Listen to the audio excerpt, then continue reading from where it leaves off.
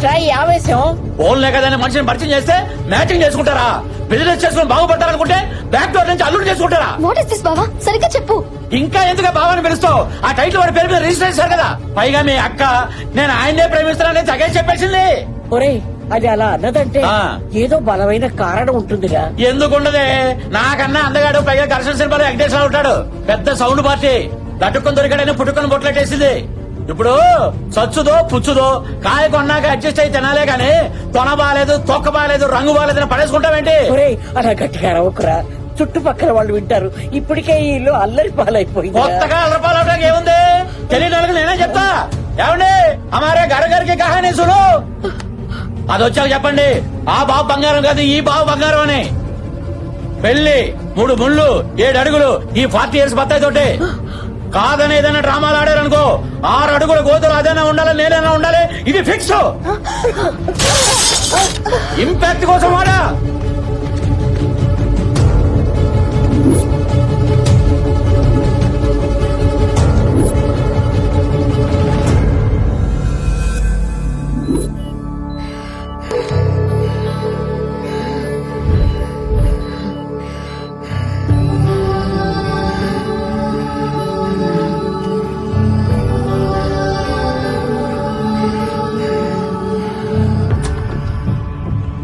ఏమైంది doctor? Heart attack. Heart లో 3 holes black అయ్యాయి. అర్జెంట్ గా ఆపరేషన్ చేయాలి. మరి చేయొచ్చు కదా డాక్టర్? ఆవిడ వాళ్ళ అబ్బాయి రావాలంటుంది. అతను వస్తేనే ఆపరేషన్ చేయించుకుంటానంటుంది.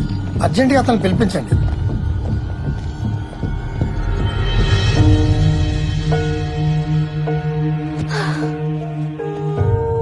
శైలు, నువ్వు ఇలా ఏడుస్తూ కూర్చుంటే ఎలా చెప్పు?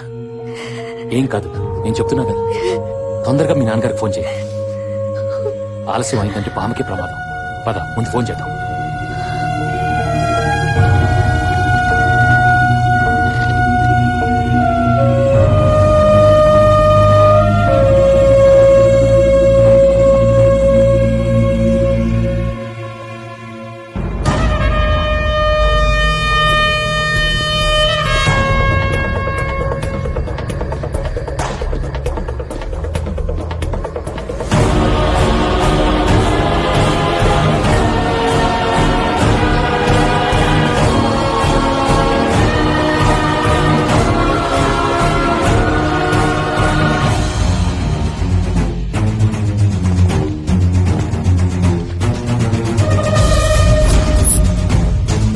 ఐటీ ఆఫీసర్ నారాయణ్ ని వాళ్ళ కలీగ్ కేఎల్ఎన్ శాస్త్రి మర్డర్ చేసి ఫరారైపోయాడు.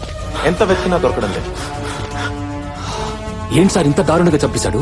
వాడికి జాలి దయ్యాలేవా? వాడు మనిషా మృగమా? వీడే ఆ మృగం.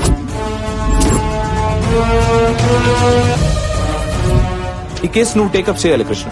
అతను ఎక్కడున్నాడో ఖచ్చితంగా వాడి పెద్ద కూతురు శైలుకు తెలుసు. ఎబ్స్కాండ్ అయ్యాక తనతో ప్రాపర్ గా టచ్ లో ఉన్నాడు.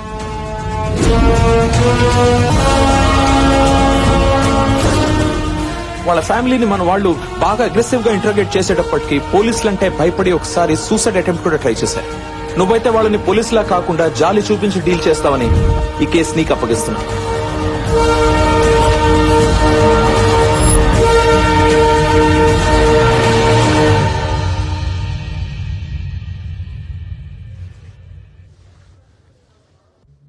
ఏంటమ్మా ఇది? నేను లేకుండా ఆపరేషన్ చేయించుకోనంటే ఎలాగా? పోనీలే, ఇలాగైనా నిన్ను చూశాను, నాకనే చాలరా. ఇంక బతికినా చచ్చినా పర్వాలేదురా. అమ్మా నీకేం కాదమ్మా, నీకేం కాదు. ఇంకా ఎన్ని రోజులు నాన్న మనకి నరకం? ఇందులో పెద్దవాళ్ళ ఇన్వాల్వ్మెంట్ ఉంది. అందుకే నేను బయటికి రాలేకపోతున్నాను.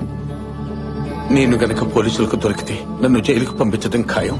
అప్పుడు జైల్లోనే ఊరేసుకుని సావటం తప్ప వేరే దారి లేదు. ఏంటన్నా మాటలు? నువ్వు లేకుండా మేము ఎలా ఉండగలం? కన్న కూతుళ్లకు మంచి చదువు చెప్పించలేకపోతున్నానని, ఒక్క కూతురు కూడా పెళ్లి చేయలేకపోయానన్న బాధ భరించలేకపోతున్నాను. మాకేం పర్లేదు నాన్న. ఓ మంచి వ్యక్తి మాకు తోడుగా ఉన్నారు. కృష్ణ గారని మమ్మల్ని నువ్వు చూసుకుంటున్నట్టే చూసుకుంటున్నాను నాన్న. ఆయన ఉండగా మాకే లోటు రాదు నాన్న. అవునరా, అతను నిజంగానే దేవుడ్రా.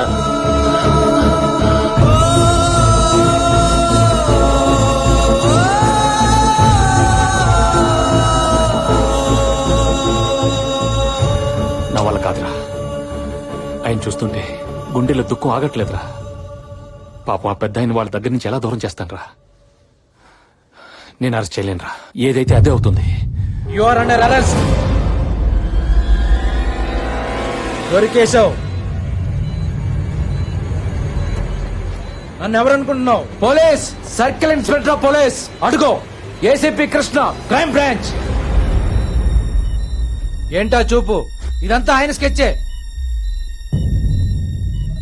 నిన్ను లైన్ లో పెట్టి లవ్ లో పడేసింది ఈయన్ని పట్టుకోవడం కోసమే.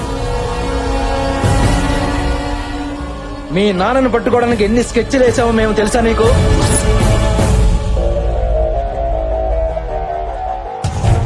నీ బావను అడ్డం పెట్టుకుని నిన్ను పరిచయం చేసుకుని నీకు హెల్ప్ చేస్తున్నట్టు బిల్డప్ ఇచ్చి మీ ఫ్యామిలీకి దగ్గరైంది మీ నాన్నను పట్టుకోవడం కోసమే.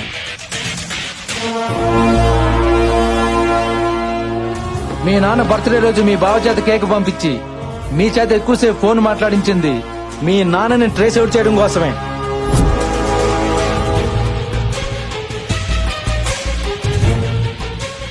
నువ్వు లవ్ లో పడ్డాక నిన్ను గుచ్చు మీ నాన్న గురించి అడిగింది నీకు హెల్ప్ చేయడానికి కాదు, ఈయన్ని క్యాచ్ చేయడం కోసమే. ఫైనల్ గా మీ బామ్మ బీపీతో పడిపోతే హార్ట్ అటాక్ అని డాక్టర్ తో చెప్పించి మీ నాన్నని ఇక్కడికి రప్పించింది మా ఏసీపీ కృష్ణే. అరెస్ట్ చేసిన మాత్రం మనమే. హ, ఆ క్రెడిట్ మొత్తం నాకే.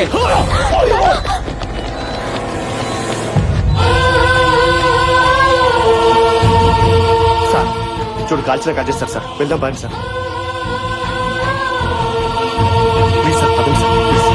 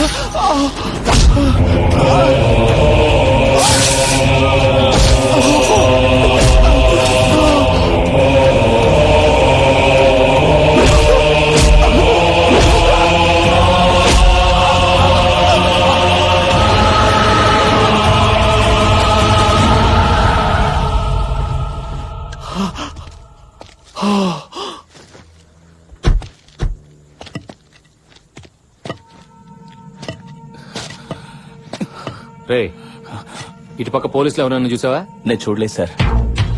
ఆ బ్లడ్ ఏంటి? చీకట్లో ఎవరో బైక్ తో గుద్దెళ్ళిపోయారు సార్. హాస్పిటల్కి వెళ్దామని.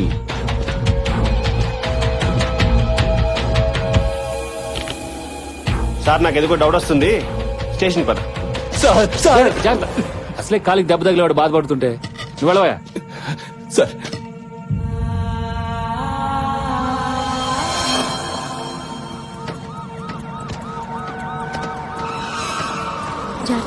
సరే అక్క. శైలు, శైలు, నేను చెప్పేది విని ప్లీజ్. చాలు, మాకు చేసింది చాలు. మాపై చూపించిన ప్రేమ చాలు. ఏం తప్పు చేశావని మమ్మల్ని ఇలా చంపుకు తింటున్నారు? మాతో ఏ సంబంధం లేని వ్యక్తి మా జీవితాల్లోకి వచ్చి ఇంత ప్రేమ చూపిస్తూ ఉంటే పొంగిపోయి చెప్పినట్టు చేస్తే నువ్వు చేసిన మోసం ఇదా? నీకు జాలి దయ అనేవే లేవు. ఉన్నట్టు నటించావు. మనుషుల్లో నీలాంటి వాడు ఒకడు ఉండడు అనుకునేదాన్ని. అవును, నీలాంటి వాడు నిజంగానే ఉండడు. ఛీ, నేను తిట్టాలంటే నా జీవితమే సరిపోదు. చూడు, మా నాన్నకేమన్నా అయిందంటే ఇంట్లో ఒక్కరం కూడా బతకం. దానికి కారణం నువ్వే అవుతావు. గుర్తుపెట్టుకో.